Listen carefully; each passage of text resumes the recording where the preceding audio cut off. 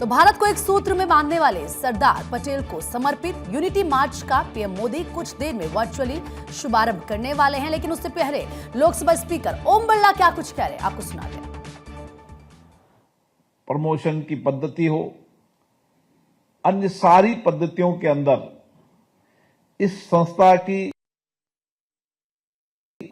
गोपनीयता निश्चित रूप से हम सबको नया मार्गदर्शन करती है, क्योंकि यहां पर इस संस्था में योगदान देने वाले लोगों के विचारों में, कार्यप्रणाली में, कार्य संस्कृति में नैतिकता थी, देश था। और यही कारण था कि आज यूपीएससी 100 साल की इस यात्रा में आज भी देश के अंदर निष्पक्षता, गोपनीयता, पारदर्शिता के रूप में एक अपनी अलग पहचान बना पाई है, क्योंकि ये संस्था ही है जिसके अंदर हम देश के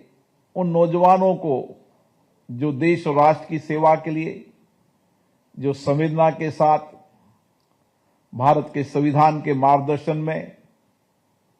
कार्यपालिका के दिशा में काम करते हैं। और इस प्रशासनिक ढांचे के अंदर हमें खुशी है कि अलग अलग भाषा जो हमारे संविधान में विविधताएं की ताकत है वो यूपीएससी में नजर आती है। अलग अलग भाषा, अलग अलग जाति, अलग अलग धर्म, अलग अलग सामाजिक आर्थिक परिस्थितियों, दूर दराज के गांव, शहरों, सभी क्षेत्रों से इस परीक्षा के अंदर व्यक्ति भाग ले सकता है और उसको विश्वास भरोसा होता है कि ये संस्था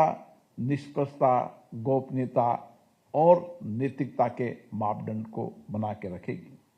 और इसीलिए आज हम सब 100 साल की जब यात्रा के इस शताब्दी वर्ष को मना रहे हैं तो निश्चित रूप से ये हम सबके लिए गौरव का विषय है। लेकिन उसके साथ भविष्य की चुनौतियां भी हैं। लेकिन मुझे खुशी है कि यूपीएससी के चेयरमैन ने इस दिशा के अंदर वर्तमान और भविष्य की चुनौतियों को बदलते संसाधन, आर्टिफिशियल इंटेलिजेंस हो, जलवायु परिवर्तन हो, राष्ट्रीय सुरक्षा हो, साइबर हो, ऐसी बहुत सारी चुनौतियां इस देश में आने वाली है। और उस चुनौतियों को ध्यान में रहते हुए इस संस्थान के निर्माण में और इस संस्थान की भावी योजनाओं में इसका विशेष रूप से ध्यान रखा है। और इसीलिए डिजिटल के इस युग में हम किस तरीके से यूपीएससी देश के हर व्यक्ति के नजदीक पहुंचे, उसका विश्वास, उसका भरोसा रहे। और सही कहा अजय कुमार जी ने